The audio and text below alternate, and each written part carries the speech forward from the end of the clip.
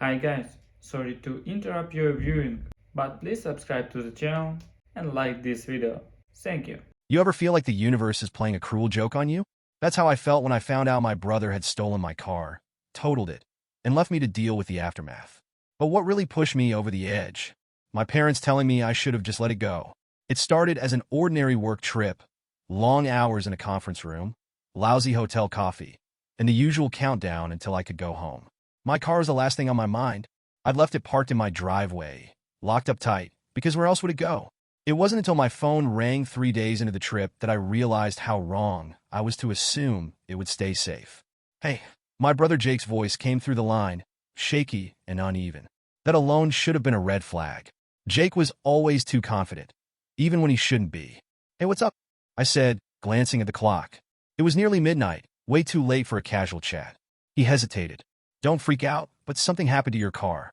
The words hit me like a slap. My car? The car I'd worked so hard to pay off? My heart started pounding. What do you mean? Something happened. There was another pause, and I could hear him breathing heavily on the other end. I kind of borrowed it. You what? My voice came out louder than I intended, drawing a few glances from people in the hotel lobby. And I kind of crashed it, he added quickly, his words tumbling over each other in a rush. For a moment, I thought I'd misheard him. You crashed my car? Jake, what the hell? You don't even have a license. It's not as bad as it sounds, he said, clearly trying to backtrack. Well, actually, it's pretty bad. My brain struggled to keep up. Jake didn't have a car or a license because of a reckless driving incident a year ago. His insurance had lapsed, and my parents had refused to bail him out. Borrowing someone else's car without asking was bad enough. But my car? The one thing I relied on for everything? What were you even thinking? I demanded. I needed to pick up a friend, he said, his voice defensive. I didn't think you'd mind. Didn't think I'd mind? I repeated, incredulous. Jake, you stole my car. And now it's totaled. He groaned. Okay, can we not focus on the stole part right now? The point is, it's wrecked, but I'm going to fix it. I promise. The audacity of his words left me speechless. Fix it? Do you even have the money to fix it? Well, not exactly, he admitted. But I'll figure it out. I swear. By the time I hung up, my hands were shaking and my chest felt tight. I wanted to scream, cry, and punch something all at once. Instead, I took a deep breath and called a tow yard near my house. They confirmed they had my car, and the damage was, in their words, pretty significant. I barely slept that night, my mind spinning with questions and anger. How could Jake be so reckless? Why would he think it was okay to take my car without asking? And what was I supposed to do now? The next morning, I called my boss and explained the situation. Thankfully, they were understanding, and I was able to cut my trip short. As I packed my bags, all I could think about was what kind of state my car and my relationship with Jake would be in when I got home. What I didn't realize was that this wasn't just about a car. It was the start of something much bigger, something that would push every limit I had and make me question just how far family loyalty should go. I barely threw my suitcase into my apartment before heading straight to the tow yard. The drive there felt endless, even though it was only 20 minutes. I'd been imagining the worst since Jake's call, but nothing could have prepared me for what I saw when the attendant led me to my car. It was a disaster. The front end was crumpled like an accordion. The windshield was a spiderweb of cracks, and the driver's side door was hanging off its hinges. My car, the one I'd scrimped and saved for, the one I relied on for everything, looked like it had been through a demolition derby. Jake stood a few feet behind me, hands stuffed in his pockets, staring at the ground. He hadn't said much on the way here, just mumbled an occasional sorry when I pressed him for details. But now, seeing the wreckage, my anger boiled over. What the hell, Jake? I said, spinning around to face him. What were you even doing with my car? You know you're not supposed to drive. I needed to pick up a friend, he muttered, still avoiding my eyes. A friend? I repeated, my voice rising. You stole my car to pick up a friend? Do you hear how ridiculous that sounds? I thought I'd be careful, he said, his tone defensive. Careful? I practically shouted. Are you serious right now? You don't even have a license, Jake. You stole my car, and now it's destroyed. Jake flinched at my words, but he didn't argue. He just kept staring at the ground like a guilty kid caught with his hand in the cookie jar. For a moment, I thought he might actually try to explain himself, but he stayed silent. Unbelievable, I muttered, running a hand through my hair. Do you have any idea how much this is going to cost me? Or were you too busy being careful to think about that? I said I'm sorry. Jake mumbled, finally looking up. Sorry doesn't fix this. I snapped, gesturing at the mangled remains of my car. Before Jake could respond, the tow yard attendant came over with a clipboard. He handed me an estimate for the damages, and when I saw the number at the bottom, my stomach dropped. $6,000. That was the estimate just to get the car drivable again, not counting cosmetic repairs or replacing any of the total parts. It might as well have been $1 million. On the drive home, the silence was unbearable. Jake sat in the passenger seat of the rental car I'd picked up at the airport, staring out the window while I gripped the wheel so tightly my knuckles turned white. "So," I said, finally, my voice tight, "do you have a plan to pay for this? Or were you just hoping it would magically disappear?" "I don't have that kind of money," he said quietly. "Yeah, no kidding," I shot back. "Which is why you shouldn't have taken my car in the first place." Jake didn't respond, and the tension in the car felt suffocating. By the time we got home, I was so angry I couldn't even look at him. "I need some time to think," I said as we walked into the apartment. "And you need to figure out how you're going to make this right." Jake nodded, but his expression told me he didn't have a clue what to do next. And honestly, neither did I. That night, as I sat on my couch staring at the repair estimate, the reality of the situation began to sink in. My car was gone, I didn't have the money to fix it, and my insurance probably wouldn't cover it because Jake had taken it without my permission. I felt a wave of frustration and helplessness wash over me. This wasn't just about the car, it was about trust. Jake had taken something that wasn't his, something I relied on, and destroyed it. And now, I was the one left to deal with the consequences. I thought about calling my parents, hoping they might help me figure out what to do. But something told me that conversation wasn't going to go the way I wanted. What I didn't know was that the chaos was just getting started. The wrecked car was only the beginning. What came next would make me question everything about my family and my willingness to keep cleaning up Jake's messes. That evening, I decided to go to my parents' house. I didn't want to. I knew there was a good chance the conversation would spiral into frustration, but I felt like I had no other choice. Jake had crossed the line, and I couldn't let it slide. Surely my parents would see that. They'd help me hold him accountable, right?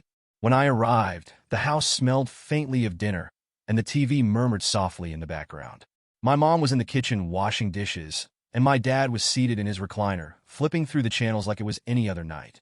Jake wasn't there, which was probably for the best. "Hey, Sam," my mom said when she saw me. "Everything okay?" "Not really," I said, trying to keep my tone calm. "We need to talk about Jake. He stole my car and wrecked it, and now I'm stuck with a huge repair bill." She turned off the faucet, drying her hands on a towel, as she gave me a look that made my stomach twist. "You need to calm down," she said, her voice measured. The words hit me like a slap. "Calm down?" I repeated, incredulous. "Mom, he stole my car and totaled it. This isn't something I can just brush off." "It's just a car, Sam," my dad said from the living room, barely glancing up from the TV. "Jake made a mistake, but you're overreacting." I stared at him, unable to believe what I was hearing. "Just a car? It's my only car, Dad. The one I use to get to work, buy groceries, do everything. Do you have any idea how much it's going to cost to fix it? Or replace it?" My mom sighed, stepping closer. "Look, I know you're upset, but Jake feels terrible about what happened. He didn't mean for this to happen. That doesn't make it okay," I snapped. "And feeling terrible doesn't fix the car or pay the bills." He knew exactly what he was doing when he took it without asking. My dad finally muted the TV and turned to face me. "Sam, he's your brother. Don't you think you're being a little hard on him? He made a mistake, sure, but holding a grudge isn't going to help anyone." "It's not about holding a grudge," I said, my voice rising. "It's about accountability. He needs to take responsibility for what he did. And honestly, I expected you two to back me up on this, not brush it under the rug like it's no big deal." My mom exchanged a glance with my dad before looking back at me. "We're not brushing it under the rug," she said carefully. "We just think maybe you should let it go, for the sake of the family." For a moment, I didn't know whether to laugh or scream. "Let it go," I said, my voice shaking with disbelief. "Do you realize what you're asking me to do? I'm the one stuck with thousands of dollars in damages, not Jake. How is that fair?" "Life's not always fair," my dad said, leaning back in his chair like the conversation was over. "Jake's young. He'll learn from this." "Will he?" I shot back. "Because it seems like every time he screws up, you both rush to defend him instead of holding him accountable. How is he supposed to learn anything if he never faces any real consequences?" My mom's face softened, like she was trying to placate me. "Sam, we know this is hard on you, but Jake's had a tough year. He's struggling to get back on his feet. Don't you think you could cut him a little slack?" I couldn't believe what I was hearing. "Cut him slack? Mom, he didn't just borrow my car, he stole it. He broke the law." wrecked my property, and left me to deal with the fallout. How am I the bad guy for wanting him to take responsibility? You're not the bad guy, she said gently. But holding on to this anger isn't good for you either. Sometimes, you have to let things go for the sake of family. I stood there, stunned and furious, as my parents essentially told me to sweep the whole thing under the rug. It was like they didn't care about what Jake had done, or how much it was costing me, so long as it didn't disrupt the family dynamic. Well, I'm sorry, I said finally, my voice tight with anger, but I can't just let it go. Not this time. Jake needs to take responsibility, whether you two want to acknowledge it or not. My dad sighed heavily, like I was the one being unreasonable. Do what you think you need to do, he said. But don't expect us to take sides. Of course not, I muttered under my breath. I left their house that night, feeling more alone than ever.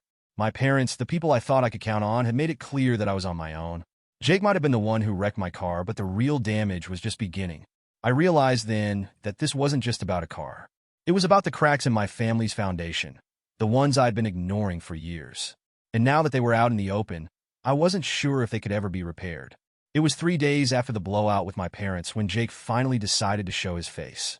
I wasn't exactly eager to see him, but when I heard the knock at my apartment door and peeked through the peephole, there he was looking sheepish, holding a greasy fast food bag like it was some kind of peace offering. I opened the door, but didn't invite him in. What do you want, Jake? Hey, he said, his voice hesitant. I wanted to say I'm sorry. I know I messed up. I stepped aside and let him in, but I didn't make it easy for him. Crossing my arms, I leaned against the counter and waited for him to elaborate. He set the fast food bag on the table and looked at me like he was expecting me to dive into it and magically forgive him. I'm listening, I said, raising an eyebrow. He sighed and sat down, fidgeting with the edge of the bag. Look, I know what I did was wrong, okay? I shouldn't have taken your car, and I definitely shouldn't have been driving. I didn't think it would turn into all this. All this? I repeated, my voice sharp. Jake, you totaled my car. This isn't just all this. It's my life you've screwed up. Jake flinched, but I didn't feel bad. He needed to hear this. What are you actually going to do about it? I asked, my frustration boiling over. Because sorry isn't going to pay for the damages. He scratched the back of his neck, avoiding my gaze. I don't have money right now, but I'll pay you back eventually. Eventually? I said, my voice rising. Jake, I need a car now. How am I supposed to wait for eventually? Are you going to loan me your imaginary car while I figure out how to get to work? He didn't answer.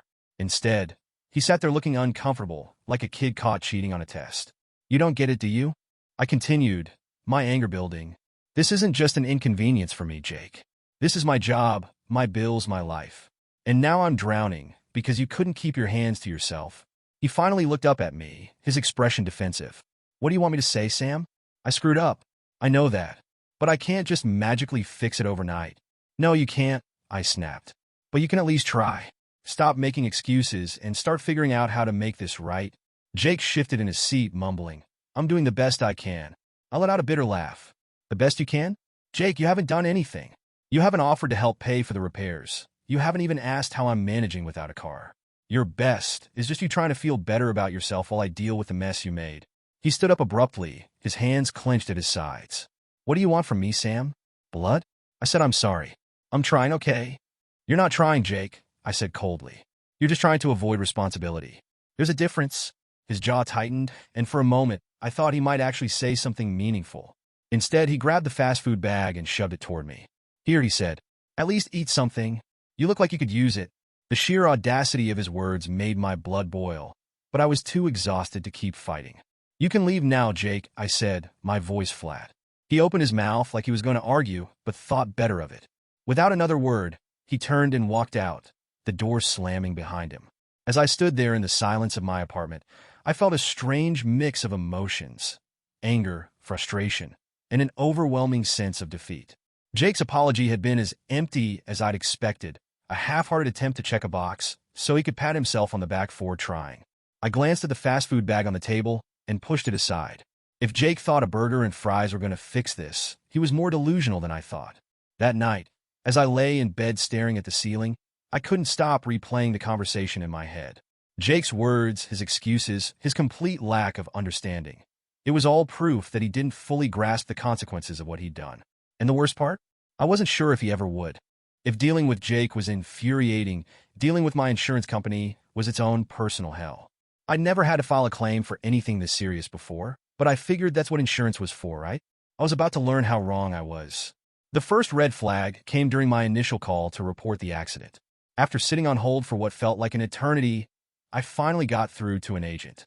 She was polite enough, but her tone shifted slightly when I explained the situation. So, to confirm, she said, you weren't driving the vehicle at the time of the accident? No, I said. My brother took it without my permission. There was a pause. I could almost hear her flipping through some manual on her end. Okay, she said carefully. Is your brother a member of your household? The question caught me off guard. Well, yeah, he's been staying with me for a while, but...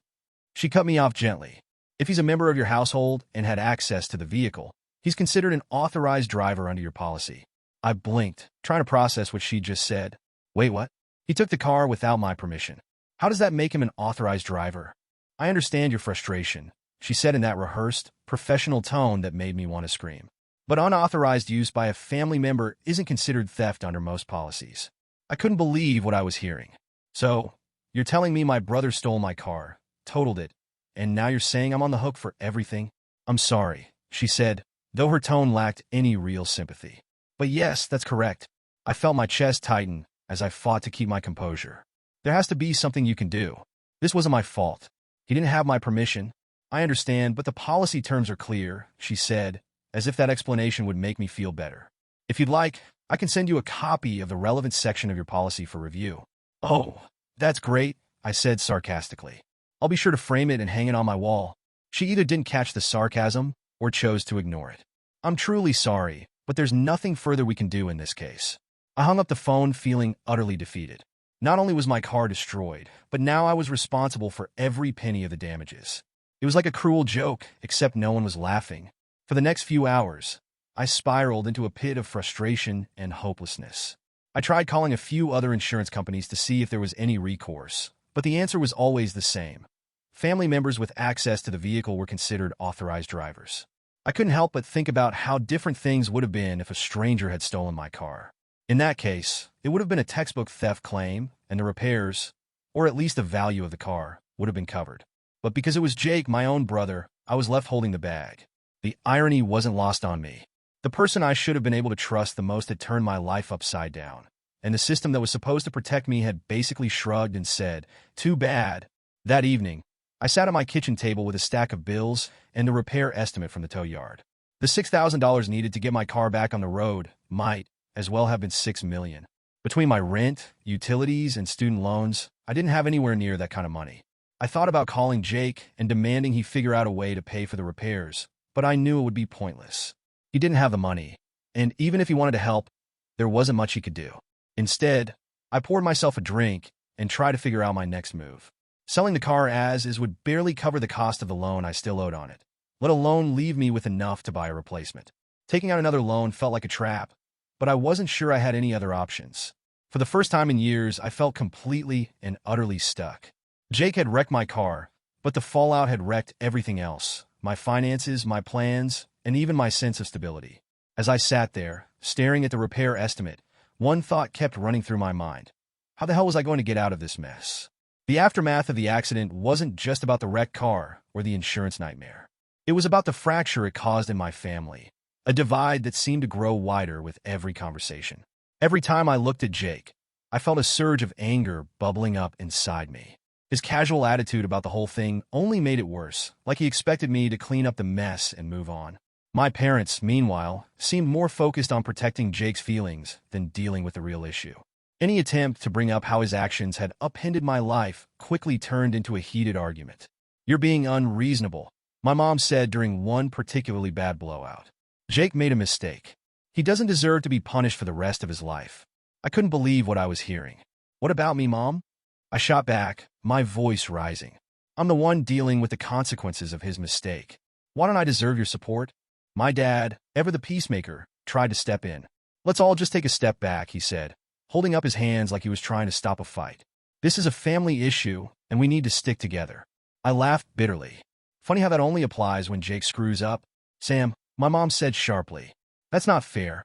"Fair?" I repeated. What's not fair is me being stuck with thousands of dollars in damages while everyone keeps telling me to let it go. We're not saying it's fair, my dad said. But Jake's young. He's still figuring things out. He needs time, and I need a car, I snapped. But I guess that's not as important. The tension didn't stop there. Every interaction with my parents became a minefield, and Jake's behavior wasn't helping.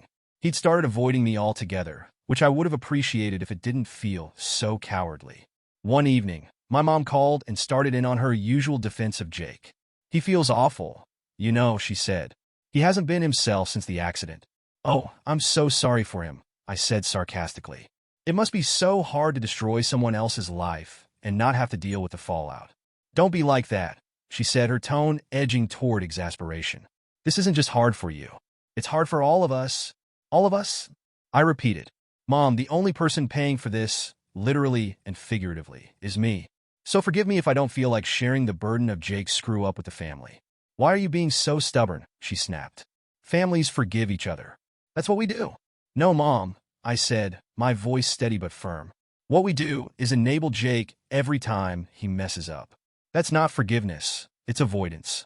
The divide became more apparent at family gatherings, where the tension was thick enough to cut with a knife. Conversations were stilted, and it seemed like everyone was tiptoeing around the issue, afraid to set me off. At one point, my dad pulled me aside and said, Sam, you need to stop holding on to this anger. It's not good for you. Do you think I like being angry, Dad? I asked. Because I don't. But every time someone tells me to let it go, it feels like you're saying what happened doesn't matter. Of course it matters, he said. But what's done is done. Holding on to this isn't going to fix anything. Maybe not, I said. But at least it's better than pretending everything's fine when it's not. The more time passed, the more I realized how alone I was in all of this. My parents were too busy coddling Jake to see how much I was struggling, and Jake wasn't doing anything to make amends. One night, I was sitting in my apartment, going over my dwindling bank account, when it hit me. I couldn't rely on my family to fix this. They weren't going to swoop in and save the day. If anything, they were making it worse by downplaying what had happened. It was a bitter pill to swallow, but it also gave me a strange sense of clarity. For so long, I'd been waiting for them to step up, to take my side and hold Jake accountable. But now, I realized that wasn't going to happen. If I wanted to move forward, I'd have to do it on my own, even if it meant leaving my family behind in the process. The call from my cousin Liz couldn't have come at a better time. I was sitting in my apartment, staring at the mounting pile of bills on my kitchen table, trying to figure out which ones I could put off for another month. My phone buzzed, and when I saw her name, I hesitated for a moment before answering. Hey, Sam, Liz said, her voice unusually cautious. I heard about everything. Are you okay? Her words hit me harder than I expected. Everyone else in my family had either ignored the situation or downplayed it. But Liz's genuine concern was enough to crack the wall I'd built around myself. No, not really, I admitted. What happened? I heard bits and pieces from Aunt Sharon, but I want to hear it from you. I hesitated, but then the floodgates opened. I told her everything. How Jake had taken my car without permission, totaled it, and left me to deal with the aftermath. I explained how the insurance wouldn't cover it, how I was drowning in repair costs, and how my parents kept defending Jake instead of holding him accountable. Liz stayed quiet the entire time, letting me vent without interruption. When I finally finished, she let out a sharp breath. That's insane, she said, her voice filled with disbelief. They're completely out of line. I can't believe they're treating you like this. Hearing someone validate my feelings was like a balm for my frayed nerves. For so long, I've been made to feel like I was overreacting, but Liz saw the situation for what it was. It's like they don't even care what this is doing to me, I said, my voice cracking. All they care about is protecting Jake. Liz's tone hardened. That's not okay, Sam. You shouldn't have to deal with this alone. I wasn't sure how to respond, so I just mumbled, thanks, and tried to change the subject. But Liz wasn't done. Over the next few days, she made it her mission to call out the rest of the family on their behavior. She started with my parents, who weren't exactly thrilled to have someone else meddling in the situation. Sam shouldn't be the only one dealing with this, she told them during a family dinner I didn't attend.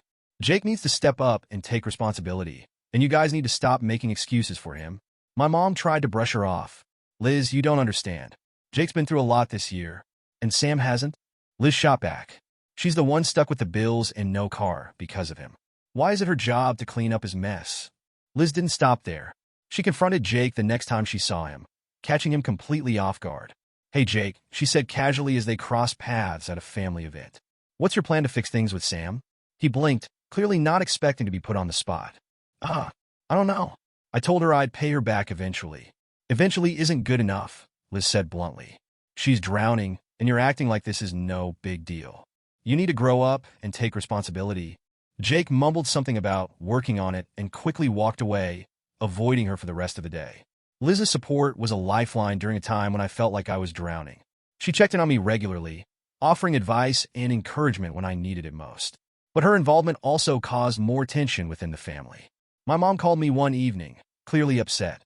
"Why is Liz getting involved in this? She's just stirring the pot and making things worse." "She's not making things worse, Mom," I said. "She's standing up for me, which is more than I can say for anyone else."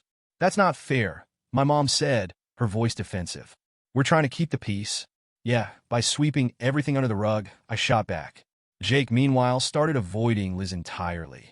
He wouldn't show up at family gatherings if he knew she'd be there, and when he couldn't avoid her, he kept their interactions as brief as possible.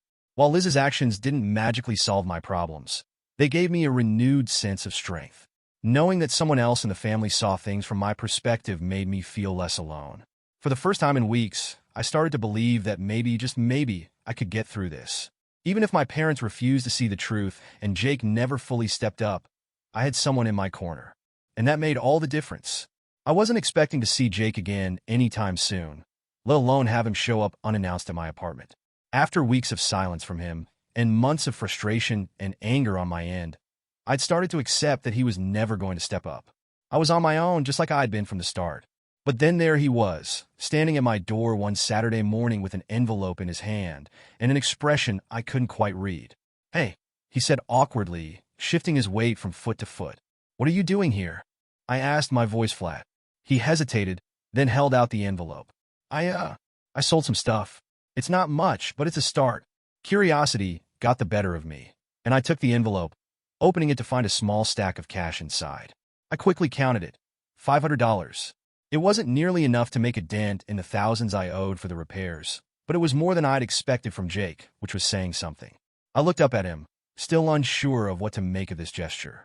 "Thanks," I said, my tone cautious. "What did you sell?" He shrugged, not meeting my eyes. "Just some old stuff I didn't need. A few gaming consoles, some collectibles. Nothing important." The thought of Jake parting with his prized gaming setup was almost enough to make me believe he was serious. "Almost. Did Liz put you up to this?" I asked, raising an eyebrow. His head snapped up, his cheeks flushing. "No," he said quickly. "I mean, she might have mentioned that I needed to step up, but this was my idea. I wanted to help. I wanted to believe him, but the cynic in me couldn't help wondering if this was just another attempt to save face. $500 wasn't going to fix my car or undo the damage he'd caused, but it was enough to make him feel like he'd done his part. "Well, I appreciate it," I said, setting the envelope on the counter. "But you know this barely scratches the surface, right?" "I know," he mumbled, shoving his hands into his pockets. "But I'm trying. I'll keep saving up and give you more when I can." I nodded, though I wasn't entirely convinced. "Okay, let me know when that happens." He lingered for a moment, like he wanted to say something else, but then he just nodded and turned to leave. As the door closed behind him, I stared at the envelope, unsure of how to feel. On one hand, it was more than I thought Jake would ever do. I'd been so used to his empty promises and lack of accountability that even this small effort felt like a big deal. But on the other hand, it wasn't enough. Not by a long shot. $500 wouldn't bring back my car, fix my finances, or erase the resentment I felt toward him and my parents. Still, a part of me wanted to believe that this was a turning point. Maybe Liz's constant pressure was finally getting through to him. Maybe he was starting to understand the consequences of his actions. Or maybe this was just Jake being Jake, doing the bare minimum to avoid feeling guilty, while leaving me to carry the real burden. That evening, I called Liz to tell her what had happened. "Jake showed up at my place today," I said. "He brought me $500. "Seriously?" Liz said, her surprise evident. "Yeah, he said he sold some of his stuff to get it." Liz let out a low whistle. "Wow, I guess my badgering actually worked. Did he say anything else?" "Just that he's trying to make things right," I said. "But we'll see if he actually follows through." "Fair enough," Liz said. "Still, it's a step in the right direction. At least he's doing something for once." "Yeah," I said, though my tone was more skeptical than hopeful. "We'll see." As much as I wanted to believe that Jake was finally stepping up, I couldn't shake the feeling that this was just another Band-Aid on a much bigger wound. And until he proved otherwise, I wasn't ready to let my guard down. The day I finally drove home in a new to me, car was bittersweet. It had taken months of scrimping and saving, stretching every dollar like it was made of gold. Between picking up extra shifts at work and cutting out anything that wasn't absolutely essential, I'd managed to scrape together enough for a used car. It wasn't flashy or particularly exciting, a 10-year-old sedan with more miles than I'd have liked, but it ran reliably, and that was all I cared about. As I slid into the driver's seat for the first time, I let out a deep breath I didn't even realize I'd been holding. The weight of not having a car had been suffocating, limiting every part of my life. With this car, I could finally get back some of the independence Jake had stolen from me. But as I drove home, the excitement of having wheels again was overshadowed by a lingering bitterness. I couldn't shake the thought that none of this should have been necessary. I shouldn't have had to spend months rebuilding from scratch while Jake walked away, with barely a slap on the wrist. My relationship with Jake had changed drastically since the accident. We'd gone from being semi-close siblings to strangers who happened to share a last name. Whenever we crossed paths, the interactions were brief and awkward. He'd mumble a quick hey, and I'd nod in response, neither of us bothering to dig deeper. Part of me wanted to hold on to the anger, to keep reminding him of what he'd done, but I realized there was no point. Jake wasn't going to magically transform into the responsible, apologetic brother I'd hoped for, and waiting for him to make things right was only draining me further. So, I let go, not for his sake, but for mine. That didn't mean I forgave him. The resentment was still there, simmering quietly in the background. But I stopped expecting anything from him. No apologies, no financial help, no grand gestures to prove he'd learned his lesson. I didn't have the energy to chase after something he clearly wasn't willing to give. Things with my parents were even more complicated. They made it clear early on that they didn't see Jake's actions as a big deal, and every conversation about the accident seemed to circle back to the same tired arguments. "You need to move on," my mom said during one of our rare phone calls. "This isn't good for you, Sam. Holding on to all this anger is only going to hurt you in the long run." "It's funny how you only care about me moving on," I said coldly. "What about Jake? Does he get a free pass forever?" My mom sighed heavily, like she was the one who'd been wronged. "Jake's trying in his own way. He's had a hard year, and I've had a hard year too, Mom," I interrupted. "Or do you only care when it's about him?"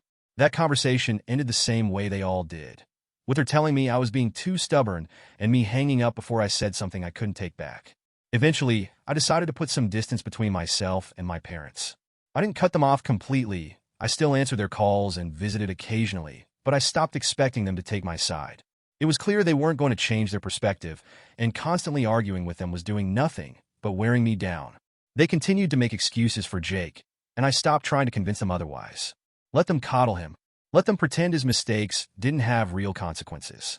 I was done playing the role of the bad guy in a narrative they'd created to protect him. In their eyes, I was being too harsh, too unforgiving. But I didn't care anymore. Their opinions no longer carried the weight they once did, and I refused to let their judgment dictate how I lived my life. For the first time in months, I started to feel like I was in control again. Having a car meant I could focus on rebuilding my life without constantly worrying about how I'd get to work or run errands. The financial strain was still there, but it felt more manageable now that I wasn't completely grounded. Most importantly, I realized that I didn't need my family's approval to move forward. Their refusal to hold Jake accountable had been a painful reminder that sometimes the people you expect to support you will let you down. But it had also taught me an invaluable lesson. I didn't have to rely on them to fix things for me. It wasn't the fresh start I'd envisioned, but it was a start nonetheless. And for now, that was enough. Looking back on everything that happened, it's hard to believe how much one reckless decision turned my life upside down. Jake's actions didn't just wreck my car. They tore open old wounds, exposed cracks in my family dynamic, and forced me to reevaluate what I was willing to tolerate from the people closest to me. I've always been the type to put others first, especially family. I was the dependable one, the problem solver, the one who would swoop in and clean up the messes left by others. But this time was different. This time, the cost wasn't just financial, it was personal. I learned the hard way that helping family is a delicate balance. It's one thing to be there for each other in times of need, but it's another to let yourself be used as a safety net for someone who refuses to take responsibility. The first lesson I learned was about boundaries. For years, I'd let my family push me into situations where I ended up sacrificing my own well-being to make things easier for them. Jake's accident was the breaking point. It forced me to draw a line in the sand and say, enough. That wasn't easy. Setting boundaries with family always feels like walking a tightrope. You're constantly trying to balance your own needs with the fear of being labeled selfish or ungrateful. But I realized that letting people cross those boundaries didn't make me a better sibling or child. It just made me resentful. These days, I still talk to Jake and my parents, but our relationship looks very different. I've made it clear that I won't tolerate being taken advantage of again. If Jake needs help, I expect him to ask instead of taking. If my parents want to talk about keeping the peace, I remind them that peace isn't the absence of conflict. It's the presence of accountability. The second lesson was about forgiveness. Not the kind that erases what happened, but the kind that lets you move forward without being weighed down by anger.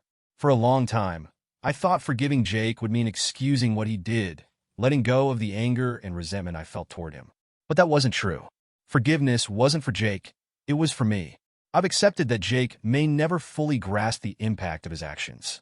He may never understand the sleepless nights I spent wondering how I'd pay my bills, the frustration of being left to clean up a mess I didn't make, or the hurt of realizing my family wasn't as supportive as I thought. But I've also accepted that I don't need his understanding to heal. Holding on to that anger would have only hurt me, not him. So I let it go, not for Jake's sake, but for mine. The third and perhaps most important lesson was about self-respect. For years, I'd measure my worth by how much I could give to others. But this experience taught me that my value isn't tied to my ability to fix other people's problems. Helping family is important, but it should never come at the expense of your own well-being. There's a difference between supporting someone and enabling them, and it's a line I won't cross again. I've stopped trying to be the fixer in my family. If Jake messes up again, that's on him. If my parents want to make excuses for his behavior, that's their choice. But I'm no longer going to sacrifice myself to clean up their messes. If there's one thing I know for sure, it's this. Forgiveness doesn't mean forgetting. Sometimes it just means moving on. I'll never forget the lessons I learned through this ordeal. The importance of boundaries, the power of forgiveness, and the necessity of self-respect. They've shaped how I navigate my relationships with my family and how I approach challenges in my own life. Life isn't perfect now, but it feels lighter. I've rebuilt what Jake's actions tore apart, and I did it on my own terms. That's a victory no one can take away from me. And while I'll always love my family, I've learned that love doesn't mean accepting everything without question. Love is stronger when it's paired with respect for others and, most importantly, for yourself.